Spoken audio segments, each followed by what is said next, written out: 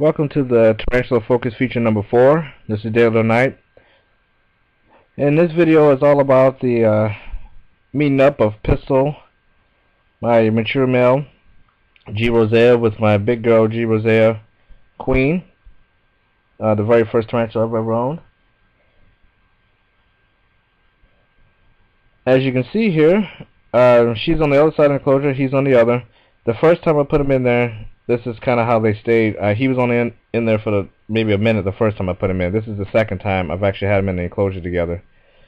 This is all to make sure that they are very comfortable with each other, know each other's scent before they actually meet up. I've been sticking a stick in each one of their enclosures in the substrate, and then putting that stick in the other's enclosures so they can have the scent before the first attempt. So she kind of knew who he was before he was even in here the first time, and vice versa. So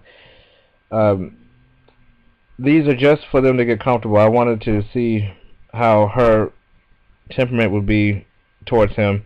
She went on a long fasting period, which is another reason why I kind of wanted to inch this along instead of just throwing him in there for just a complete mating session with her first attempt. But she started eating again. She fattened up. He doesn't really eat that much, and he hadn't eaten anything, so I don't know if he was a little hungry when this went down. He would not move at all. Had I left him in a little longer, I believe they would have made it. But again, this is not what this attempt was for, so I got him out of there. My wife is filming, and I'm actually standing there with paintbrush and a cup and a piece of cardboard to break him up in case anything happened. I wanted to make sure she had no aggressive tendencies towards him, which she didn't show any at all. And the apprehension was all on his part. I believe she was more than willing to mate with him had he gotten off the log and came down there. But all in all, this is a very good exercise in letting these two get to know each other without them actually mating. As you can see, she's not aggressive at all.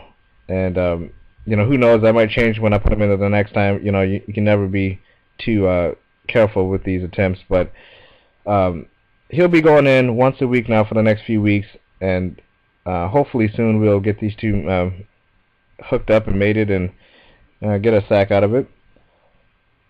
As you're going to see coming up in the next second part of this video, my other G. Rosea, Perseus, who a lot of people thought was a female, I bought as a male, and a lot of people gave me a lot of crap about it. They were telling me that he was, that Perseus was a female the whole time. I went along with it, and I just referred to her as her the whole time I've had her. I've had her for maybe 8 months, and come to find out, she on Easter Sunday matured into a mature male. So Perseus was a male. I believe he was the whole time, but I wanted to make sure before I actually started speaking in those terms, and you'll see him here.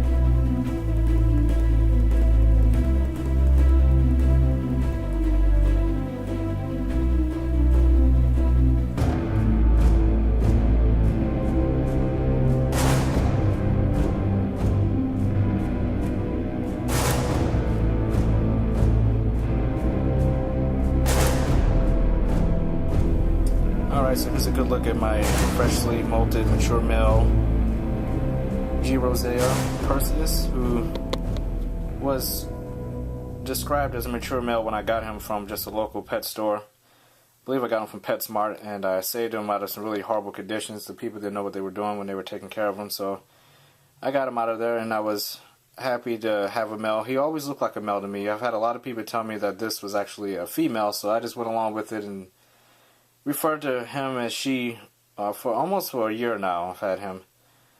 I think I got him sometime last summer in 2012, and a lot of people thought he was a female, and I had some pretty heated arguments about it, and then I kind of just went along with it and just told everybody it was a female until he molted, because I knew he was a male pretty much the whole time, but you never can tell sometimes, so I just stayed on the safe side and referred to him as a she until I knew for sure, but I pretty much knew it was a male from the day I got him. He just was not as big as my other females. He was a lot smaller, a little longer legged, and had a little bit of a different temperament than some of my other ones, but not a shock to me that he's a male at all.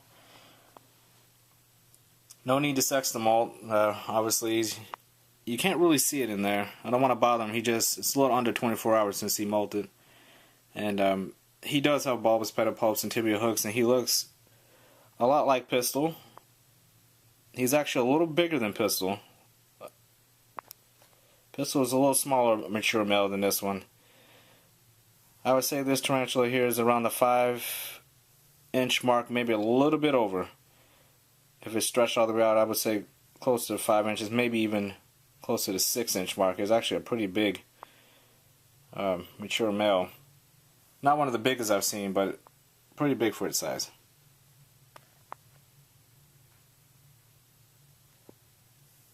Tarantula Cloud news. For those of you who look forward to the Tarantula Cloud, it will be uploaded every 2 weeks now instead of every week. And it's going through a little bit of a reboot, and you'll see why I need the extra week.